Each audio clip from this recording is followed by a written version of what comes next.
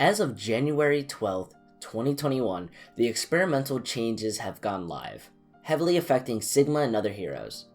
But this match was played before it, so life for these teams was a bit more standard when it came to a Ball Sigma composition.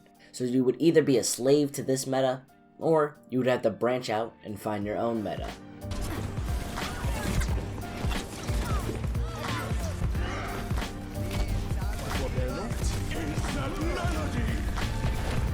Overwatch is almost like a game of rock, paper, scissors, but Blizzard allows you to use a gun as an option. It sometimes becomes a guessing game of trying to predict the enemy and counter around it, but more often than not, the game is just a comp clashing head to head. This is where the composition we call Ball Sigma comes to play. You lock Wrecking Ball, Sigma as tanks, Mercy Zen, or Brig as support, while DPS consists of an Echo and a flexible DPS like Tracer or McCree. This composition is centered on dives and destroying your enemy's resources, catching them in the backline, or just really putting them out of positioning. However, when faced with this composition and lower elos, it's possible to run something different, which was the plan of Simply Business, as they decided on map 5 of Oasis to do something different against UEFCT. What is your plan? Because obviously they're running the Ball Sigma, so the way you guys are going at this is completely different. You guys are running this more brawl composition. So our plan is, we know that their tank line is not a problem. And so what's happening is we just need to look for people that are playing improperly due to their tanks not knowing what they're doing. And so as long as we can take those fights, you'll see like right there, I look to make sure that, you know, my team isn't in danger when I'm on Sig, and then I go to chase the Zen. My team is having a really nice time with their Sig, because Nikos really doesn't know what he's doing on Sig. No offense to him. I don't think Sig is just his main pick. Reinhardt, Sigma, Tracer, Mei, Lucio, and Moira can be considered a brawl composition.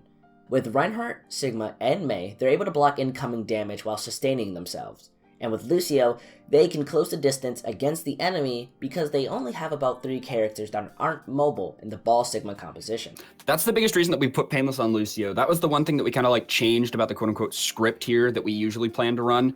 Because usually we run a Zen, right? Discord's really good. Some people would argue broken.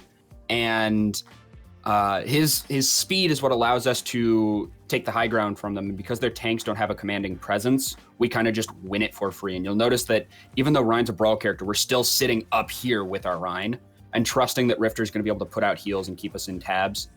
Yet, what changes the fundamentals of this composition is all due to the British pilot Tracer. Smashing! So the plan is to control the space and brawl while your Tracer picks off the easy targets, and sure, it may never work the first time, but simply use it to great effect and slow down the fights to the point where they're able to capture it up to 100% to just a measly 35.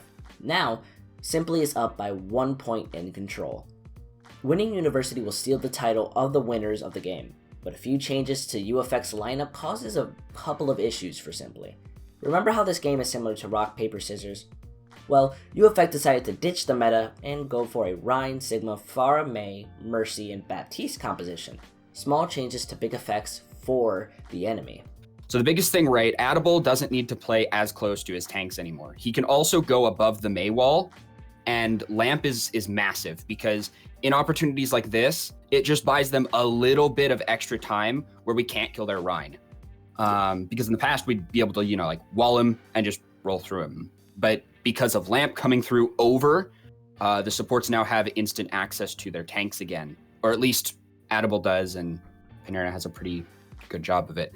And at this point, we're down people. We just need to get out and go in. That makes a lot of sense. And it kind of, I feel that it's allowing their team, Adable, to heal in for a lot of their tank's mistakes, especially their over-aggressiveness, because they pushed in a lot there without understanding who was there, then gets blown off by the Mei, but Adable's just able to peel and basically save the team fight for them. Simply decide to run the same composition, but switch Tracer for McCree to gain more pick potential, and eventually Zarya to peel for the Reinhardt. Unfortunately, UEFCT's Pharah is able to shut down the backline of Simple, and McCree is unable to shut down a Pharah Mercy pocket. In turn, it forces Simply to cause a massive mistake, which is not adapting. I think it was the idea that I think we got caught up in our egos of like, we are the better brawl team. Let's just run in there at them. And, you know, that was all it took. These crucial issues cause UEFCT to tie the map in a 1-to-1 control point. So we arrive at City Center, which is the deciding map for the winners. UEFCT made the decision to return to Ball Sigma, but instead of Tracer, they decide to choose Pharah for their burst potential, such as before, and yet simply decide to run a past meta. So this is where we decide, all right, you know what, we don't need the script anymore. We're going Shadow Dive.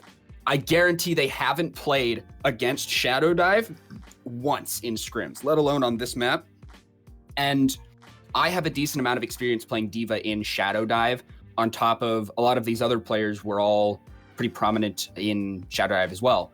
So like, we know what we are doing when it comes to this. And while they probably know how Shadow Dive is played, we have a couple adjustments that we're going to look to make to how we play, and I'll kind of highlight those from like me and Silent's perspective is where it's really obvious. Yeah, but if I can ask, why Shadow Dive out of all the compositions, with it not being as strong as it was like a meta ago? So the number one reason is Tanic is a problem. We want to be able to force Tanic to either play uncomfortably or to completely swap. On top of that, we know that their tank line is very diveable because, again, Nikos, I don't think is very familiar with Sigma. And if they're running Zen, which is a very popular pick, he's very, very diveable as well. And because they're choosing to run the Pharah instead of like an Ashe, the hack targets go up phenomenally. And Kree does a really good job of landing hacks on the Pharah every now and then that really catch Tanic out of place. Shadow Dive is centered on shutting down a single target with a hack and having everyone collapse onto them. With Tanic's Pharah being such an issue, they decided it was the only option to shut them down. We can all agree Sombra is very annoying at times going up against due to the hack ability, but it is amazing with shutting down not only a Pharah, but the Wrecking Ball diving your backline, ruining the entire reason to run a Ball Sigma composition.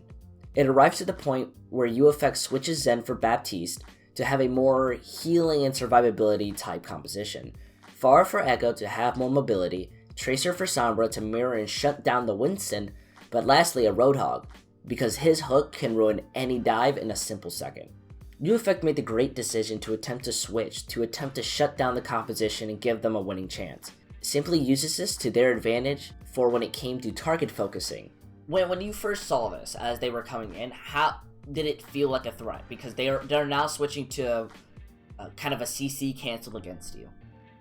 So the thing that we called out is Hog is our biggest potential problem, because Hook goes through DM and you know it's another stun on the field, and so I call to the team, right? I'm like, you know, if you get hooked, you need to scream at me so that I can DM it. And this entire time we're trying to position Clue, as well as me, so that we can either go for a Blossom or a bomb, depending on how they set up. This is best shown when KingGenius shoots out a D.Va bomb, and Painless boops the Roadhog into it to end the fight quickly. So right here, right, we see that they are all switching from going towards the high ground to going main. And I assume that's a call from maybe Matson or one of the tanks that, like, you know, let's just go point. They have to drop to point and then we can contest them there. And we see that they're all rotating there at the same time. And so we send bomb into the back here, which is just on the right of your screen. And Painless hits a really nice boop on both of the tanks. I don't know if you can see Painless from Yeah, I want to see if I can... the POV. I send bomb. Yeah, it goes directly Here comes behind. Painless, boop. Yeah, And right we're gonna there. go. They're gonna go past the shields and die, because they only have a sig barrier, and they didn't send it very far either. Even when UEFCT won a fight, the amount of ults committed was a seed placed by Simply Business as a way to win the next fight. So right now we are at a place where we are complacent and okay with losing. We know that what we need to do is force ultimates, or at least make it so that the ults are enticing to them. So right here, Clue hits a massive like prediction of where the Echo is going to be. He has decided that he wants this Echo. That's why earlier, a couple seconds ago, you see him right up against that wall looking up in case Echo comes over it for like some poke. That's why he comes over here. Unfortunately, Echo's just really strong. And again, Panera is just a really good pocket. So he gets forced out and he sees that this is where tanks are and there are people above him. Lamp does its thing, Suck does its thing. And at this point, we have forced every ult that they have other than the BAP and the Sombra. And we call that Mattson has EMP. And I don't think we were sure about window or not. We probably were just because it comes up practically every fight. But we've got beat, and that's pretty much about it. We might be able to get EMP, but because Kree's not already in their backline, it's pretty hard to poke for it. And we call, okay, this fight, take it dry, unless Painless doesn't get EMP'd, in which case we're going to beat and win.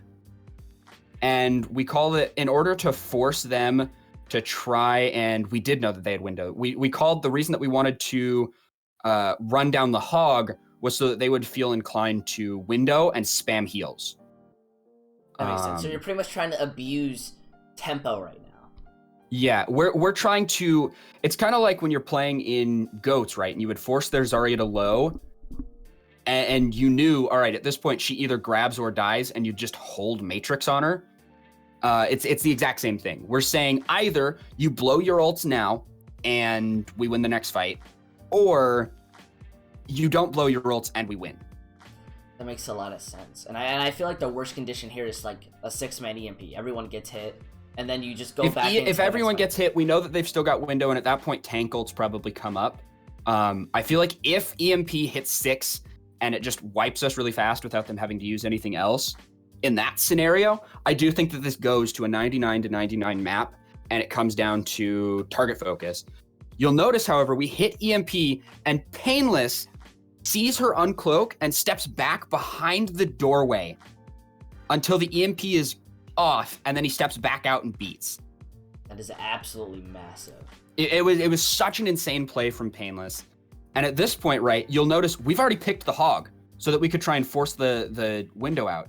Adable doesn't even pop it. Mattson hits his EMP. Or no, that was Kree. Kree hits his EMP, and it catches, I think it's just Tanic. But that forces Tanic onto the ground. And at this point, they're going to severely struggle. Mattson's really low. I don't think he has a health pack hacked that he can run to. Feifels is the last to touch. Yeah, and Echo's biggest thing is just being in the air, so any hack just immediately ruins Echo. It does. I screw up bomb because I'm a Pepega and expected the hack to come in earlier. And at this point, there is nobody that can touch, and we win it. So it comes down to what ends up winning us the game and losing them the game. Even if Simply Business didn't plan to go up against UEFCT, it was still a very close game. But the adaptability, communications, and teamwork of Simply Business were the reason they were able to win their first game of the Flux Cup Expert Division. Well, the expectation before anything had started was that we were playing Chicago Butchers, because I'm like really, really dumb. And I can't read a chart properly. And so we hadn't prepared at all for UEFCT, even a bit. And so that was fun. The difference, I think, that leads us to map 5 is it a map that you can do whatever the hell you want? Or is it a map where you can, play as a team and get coordinated strategies going? Like running Tracer Junk, there's no way that they've played against Tracer Junk. How do you dislodge a flanker and spam damage when Clue is an incredible Junkrat? Ultimately, it boils down to that 5th point. And we knew that, it's funny actually, going into it, we knew that we would win University in our minds. And so we're like, okay, we just have to win one of the others. And ironically, we win all of the maps that aren't University. Because I think on University, we just kind of shut our brains off and we're like, all right, free win, easy out. And we got punished for it. For more games, join the Flux Cup Discord server to stay up to date with all the matches and schedules for the teams, as well as follow the twitch.tv/FluxCupOfficial to be able to watch the streamed matches. Without any other words, my name is Intel, and I want to thank you for watching.